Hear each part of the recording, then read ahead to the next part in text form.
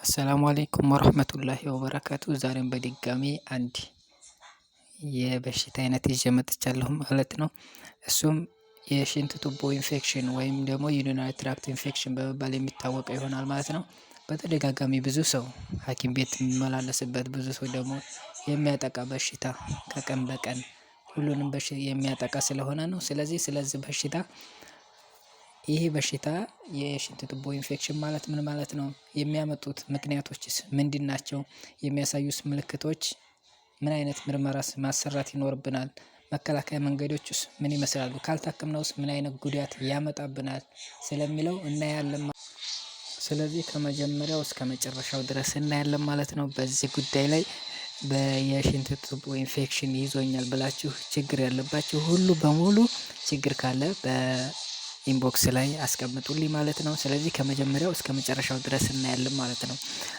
በመጀመሪያ ደረጃ የሽንት ቱቦ ኢንፌክሽን ምን ማለት ነው?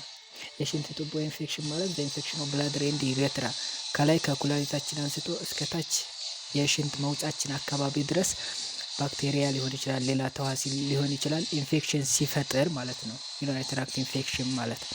ስለዚህ ምን ምክንያቶች ሊያመጡት ይችላሉ? ብዙ አይነት ምክንያቶች ሊያመጡ ይችላሉ። ከብዙዎቹ ትንሾቹን ይጠቅማሉ ያልኳቸውን ይዤ መጥቻለሁ። የመጀመሪያው ፑር ሃይጂን ነው።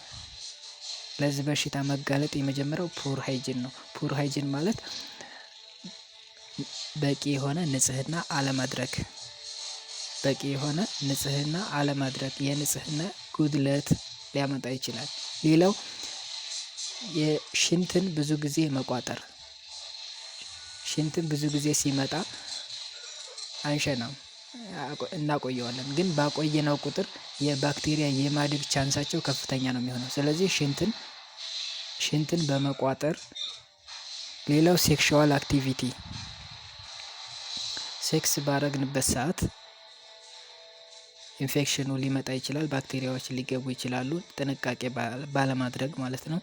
ሌላው የሽንት ቱቦ ሲገባና ሲወጣ፣ ኢሚዩኒቲያችን ሲያንስ፣ በቂ የሆነ ውሃ አለመጠጣት። ሌላው የኩላሊት ጠጠር ሲኖር፣ የወር አበባ ሲያቆም፣ እነዚህ ፕሬግናንት ሲሆን እነዚህ ሁላ የሽንት ቱቦ ኢንፌክሽን ለማምጣት ምክንያቶች ናቸው ማለት ነው። ከብዙዎቹ ትንሾቹ ናቸው እነዚህ። ምን አይነት ምልክት ሊያሳይ ይችላል? የሽንት ቱቦ ኢንፌክሽን ምን አይነት ምልክቶችን ሊያሳየን ይችላል? የመጀመሪያው ሽንት ስንሸና ሊያቃጥለን ይችላል። በርኒንግ ሴንሴሽን ኦፍ ዱሪንግ ዩሪኔሽን። ሽንት ስንሸና የሚያቃጥለን ከሆነ፣ ለመሽናት የሚታገለን ከሆነ፣ ቶቶሎ እየመጣ ለመሽናት የሚታገለን ከሆነ፣ ሌላው ሽንታችን የሚሸት ከሆነ፣ የሚገማ ከሆነ፣ ስንሸና ደግሞ ደም ቀላቅሎ የሚመጣ ከሆነ፣ የሆዳችን የታችኛውን ሆዳችንን ክፍል የሚያመን ከሆነ፣ ፐልቪክ በጀርባ በኩል ፐልቪክ ፔይን በዚህ በጀርባ በኩል የሚያመን ከሆነ እነዚህ የሽንት ቱቦ ኢንፌክሽን የሚያሳዩ ምልክቶች ናቸው ማለት ነው። ደጋግማችሁ ስሟቸው። እነዚህን ምልክቶች ካያችሁ የሽንት ቱቦ ኢንፌክሽን ናቸው ማለት ነው። ምን አይነት ምርመራዎችን ማሰራት ይኖርብናል? የሽንት ቱቦ ኢንፌክሽን በቀላሉ የሚገኝና በቀላሉ መታከም የሚችል በሽታ ነው።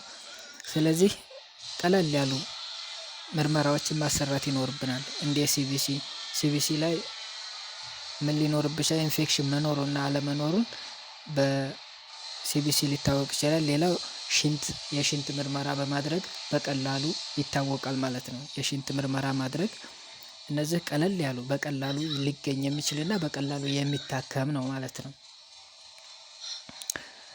መከላከያው መንገዶቹ ምንድን ናቸው? እንግዲህ የሚያመጣውን ምክንያት ካወቅን መከላከያ መንገዶቹ ቀላል ናቸው። መከላከያዎቹ ለምሳሌ በቂ የሆነ ውሃ ስንጠጣ ባክቴሪያዎች አብሮ ይወጣሉ ከሽንታችን ማለት ነው። ሳንቋጥር ቶሎ ውሃ እየጠጣን የምንሸና ከሆነ እዛ የማደግ ቻንሳቸው ይቀንሳል ማለት ነው። ስለዚህ ውሃ በደንብ እየጠጣን መሽናት ይኖርብናል ማለት ነው። በኋላ በሽታው መጥቶ ከመልፋታችን ገንዘብ ከማውጣታችን በፊት ይህን አይነት በቤታችን ማድረግ እንችላለን ማለት ነው። በቂ ውሃ መጠጣት። ሌላው ሴክሹዋል አክቲቪቲ ሴክስ ካረግን በኋላ ውሃ ለመቋጠር ውስጥ የሽንት ቱቦ የሽንት ፊኛ ሽንት የሚቀመጥበት ቦታ ላይ የሚቀመጥ ከሆነ ብዙ ጊዜ ሽንት የምንቋጥርበት ከሆነ ባክቴሪያዎች ያድጋሉ እዛ ላይ። ስለዚህ እንዳያድጉ ምንድን ማድረግ ይኖርብናል? በቂ ውሃ እየጠጣን መሽናት ይኖርብናል ማለት ነው። ሴክሹዋል አክቲቪቲ ደግሞ ሴክስ ካረግን በኋላ ንጽህናውን መጠበቅ፣ ሻወር መውሰድ ይኖርብናል። ሽንት እንዳይኖር መሽናት፣ እነዚህን ምክንያቶች ማድረግ። ሌላው እረፍት ማድረግ።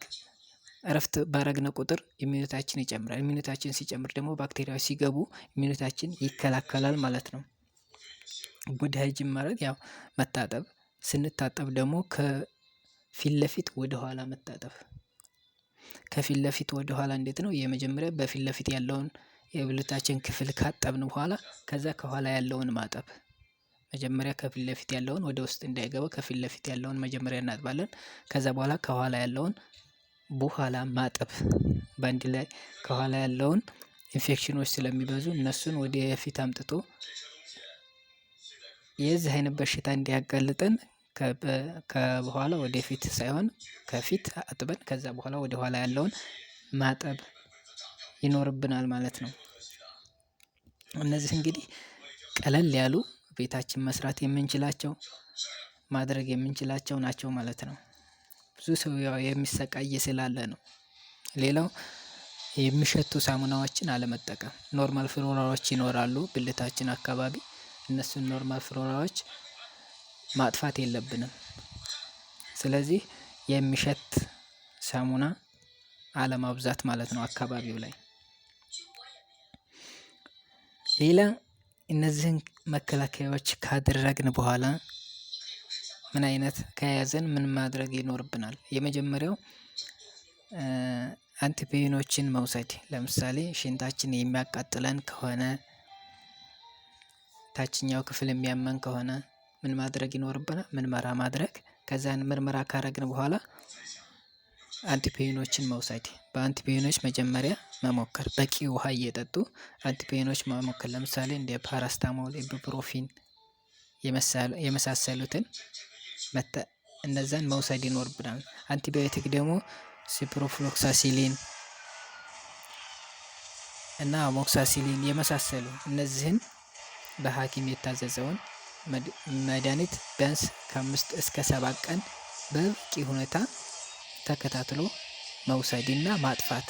ምክንያቱም ካላጠፋ ነው ይሄን በሽታ ካላጠፋ ነው ወደ ኩላሊታችን ሂዶ ኩላሊታችን ከተጎዳ በኋላ ምን ያህል ኩላሊት የሚጎዱ ሰዎችን መጠየቅ ነው፣ ምን ያህል ገንዘብ እንደሚያወጡ።